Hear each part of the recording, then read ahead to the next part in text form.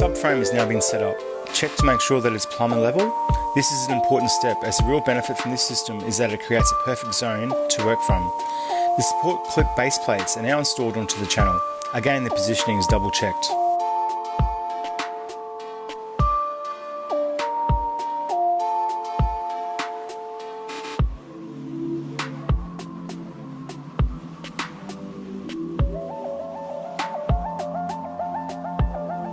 The shafts that will attach the support clips are now wound into the base plates.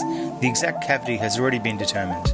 Once they are in place, the lock nut on the shaft is tightened back to the base plate to secure this point of the clip. A laser level is used to check that the shaft is in position millimetre perfect. This stage is extremely important and will determine how the finish will be. This stage exemplifies the benefits of the system, which is to create a perfect zone from which the installer can work from.